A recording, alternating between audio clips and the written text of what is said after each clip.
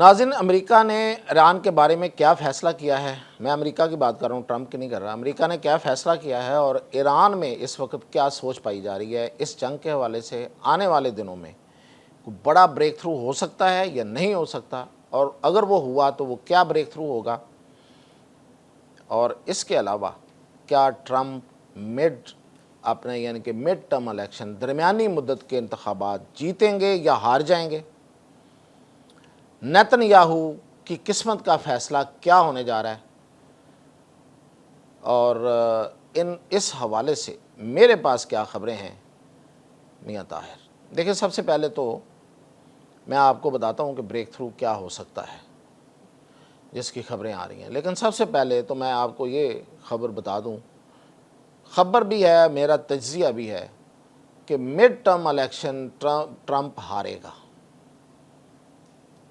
Trump کے جیتنے کی امید اب بہت کم رہ گئی ہے، گو کہ وہ کوشش کر رہا ہے۔ یہ جو میں ابھی بریک تھرو جو بتانے جا رہا ہوں، یہ بیسیکلی یہ کوشش ہے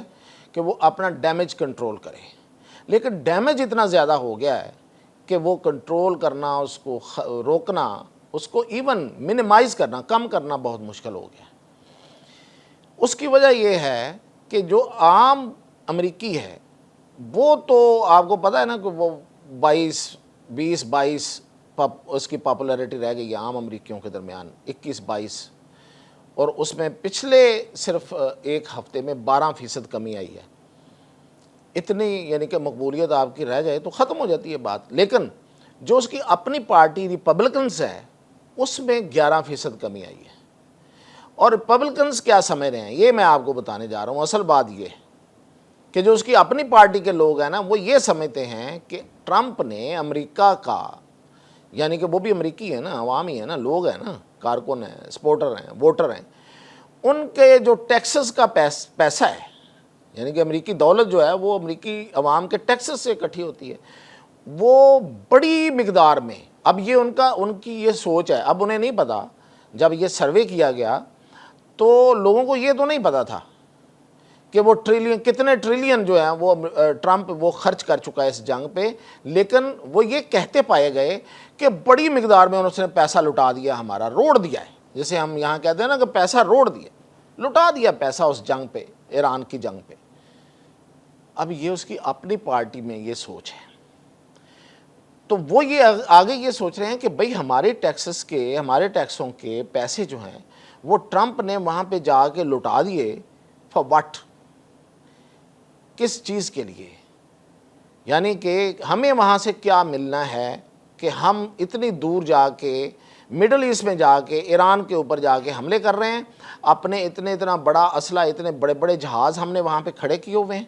اور ان کے کھڑے رہنے پہ ہی اتنا خرچہ ہوتا ہے، تو وہ جب استعمال ہو رہے ہیں، خاص طور پہ اس پہ اسلحہ استعمال ہو رہا ہے، اور یہ رپورٹس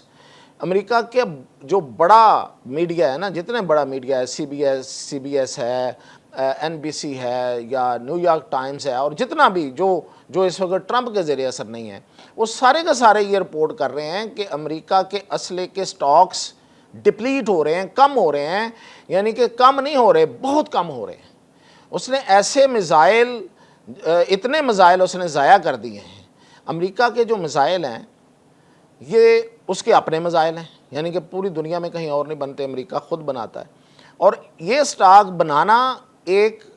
ٹائم ٹیکنگ کام ہے۔ یہ نہیں ہے کہ جو میزائل ہے وہ اسی طرح بن جائے گا کہ جیسے آپ کو چھری کانٹوں کا کارخانہ لگایا ہوا ہے تو اس میں ٹگا ٹگ چھری کانٹے بنتے جائیں گے، ایسا نہیں ہے۔ میزائل بنانے کے لیے ٹائم لگتا ہے، سرمایہ لگتا ہے۔ سرمایہ کیوں لگتا ہے؟ کہ میزائل کا بارود اور میزائل میں خاص طور پہ لگنے والی چپ، آپ کو پتہ ہے چپ کی تو دنیا ہے اس وقت، یہ جو چپس لگتی ہیں چھوٹی چھوٹی، میں آپ کو کئی دفعہ اس کی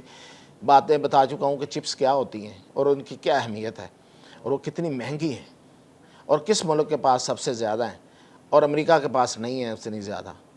تو یہ میزائل بنانا بہت مہنگا کام ہے، اور پھر ٹائم لگتا ہے، اور وہ میزائل اس کے ختم ہو گئے۔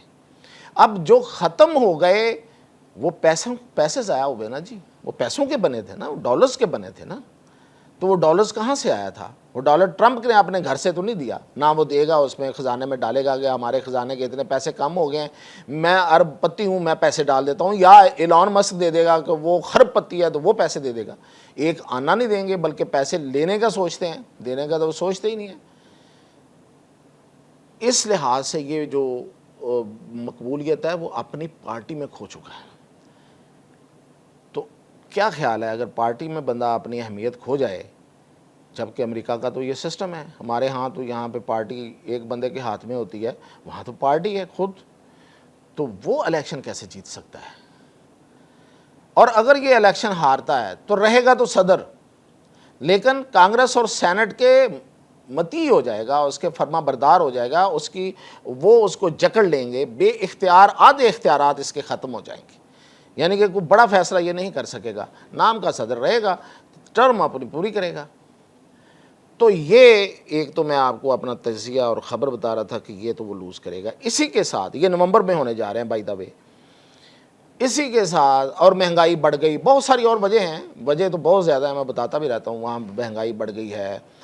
وہاں پہ بے روزگاری بڑھ رہی ہے، وہاں پہ معیشت جو ہے وہ پریشر میں ہے اس وقت، ان کی معیشت جو ہے وہ پریشر میں، دباؤ میں ہے اس وقت، معیشت پھیل نہیں رہی ہے۔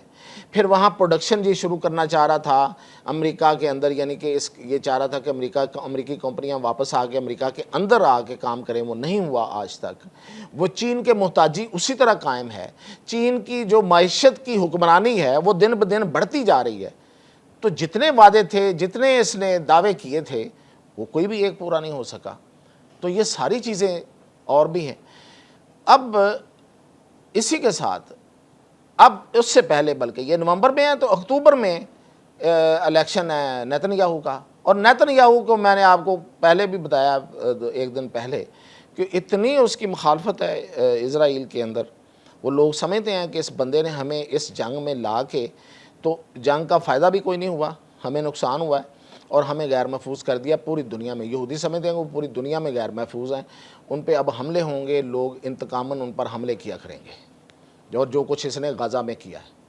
وہ تو اپنا سوچ رہے ہیں نا۔ یہ نہیں میں کہہ رہا کہ ان کو کوئی دکھ ہے کہ انہوں نے غزہ کے لوگوں کو کیوں مارا، یا انہوں نے کچھ لوگ کو ہے بھی دکھ ویسے، لیکن زیادہ تر کو جو ہے وہ اپنی فکر ہے۔ اور پھر دوسری بات یہ کہ اس نے کرپشن اتنی کر رکھی ہے وہاں پہ کہ اتنے بڑے اسٹرانگ کیسز ہیں اس پہ، اور جب بھی یہ پکڑا گیا یہ لمبے عرصے تک جیل میں جائے گا، اور اوپر سے یہ کینسر کا مریض ہے وہیں لڑ جائے گا۔ تو یہ دوسرا بھی اسی طرح کا معاملہ ہے۔ اب دیکھتے ہیں کہ اس دونوں نتیجوں کے جو کہ واضح ہو رہے ہیں سامنے، اس کے باوجود ٹرمپ کیوں کوئی بڑا فیصلہ لینے والا ہے جو میں آپ کو بتا رہا ہوں، اور دوسری بات یہ ہے کہ ایرانی کیسے مانیں گے۔ اب ایرانیوں کا مسئلہ یہ ہے کہ ایرانی نو ڈاؤٹ اس وقت تک ان کو امریکہ کے اوپر، وہ امریکہ کے اوپر ہیں، یعنی کہ ان کو جو وہ نیچے نہیں ہے، وہ ان کا ہاتھ اوپر ہے، لیکن اس کی قیمت بڑی ادا کرنی پڑ رہی ہے۔ عوام کے پاس کھانے کو کچھ نہیں ہے، بہت مسائل ہیں، دن بدن ان پہ پابندیاں بڑھتی جا رہی ہیں، تیل بک نہیں رہا، تیل جو ہے وہ نکلنے نہیں دے رہا امریکہ نے جو اس وقت جو سب سے سخت کام کیا وہ یہ ہے کہ ایک بھی ایرانی ٹینکر نہیں نکل پاتا، یا ایران سے لے کے ٹینکر جو ہیں تو کوئی خال کو نکل جائے تو نکل جائے۔ تو یہ سب سے بڑا ایران کو اس وقت مسئلہ بن رہا ہے۔ اور پھر یہ ہے کہ اتنی لمبی جنگ، ان کے لیے اتنی لمبی جنگ ہے نا، اتنے بڑے دشمن کے خلاف جنگ تو 1 2 3 دن کی بڑی ہوتی ہے، تو پھر تو یہ لمبی ہوتی جا رہی ہے۔ تو اب ایران جو ہے وہ خود پہل تو نہیں کر رہا، لیکن ایران راضی ہے بیٹھنے پہ۔ تو اطلاعات یہ ہیں کہ قطر اور پاکستان کی جو خاموش سفارتکاری ہے وہ ایک دفعہ پھر جادو دکھائے گی، ایک دفعہ پھر چمتکار دکھائے گی، ایک دفعہ پھر اپنا ہونا دکھائے گی، اور اگلے ہفتے میں کوئی بڑا بریک تھرو ہو سکتا ہے۔ اس کی وجہ جو ہے وہ پیچھے وہ یہ ہے کہ ٹرمپ کو اب اچھی طرح سے احساس ہو گیا ہے، اور لیکن اس کو اس کے مشیر بتا رہے ہیں کہ شاید وہ ابھی واپس ہو سکتا ہے۔ اور دوسری بڑی وجہ جو میں اس باتوں میں بھول گیا وہ یہ ہے کہ ٹرمپ نے جب پچھلے دنوں امریکہ کے اندر قومی سلامتی کا اپنا اجلاس بلایا، اور اس میں تمام اس نے پینٹاگون اور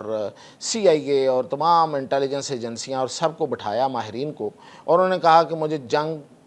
میں فتح کا طریقہ کار بتاؤ، تو سب نے کہا کہ نہیں ہو سکتی فتح،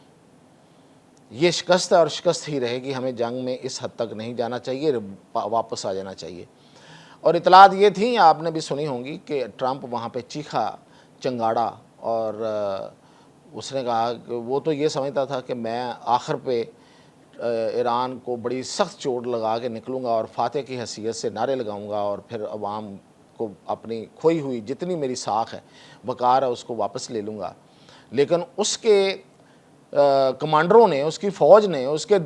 بائیں ہاتھ نے، انہوں نے انکار کر دیا، یہاں تک کہ موساد کا جو چیف وہاں بیٹھا ہوا جا کے، اور یہ جو نیتن یاہو ہے، یہ اپنے جتنے منصوبے لے کے بیٹھے ہوئے تھے وہاں پہ جا کے، اور ان کو پڑھا رہے تھے دن رات کہ یہ ہو سکتا ہے، وہ ہو سکتا ہے، ہم یہ کر لیں گے، ہم وہ کر لیں گے، انہوں نے سب کا جائزہ لے کے انہوں نے کہا کہ یہ بالکل غلط کہہ رہے ہیں، یہ بالکل فضول بات ہے، کوئی کچھ نہیں ہو سکتا سوائے اس کے کہ ہمیں اس جنگ سے نکلنا پڑے۔ تو یہ اس سے بھی بڑی وجہ ہے۔ تو اس لیے بریک تھرو ہونے کا بہت قوی امکان ہے، اور جو اگلے ہفتے ہو جائے گا۔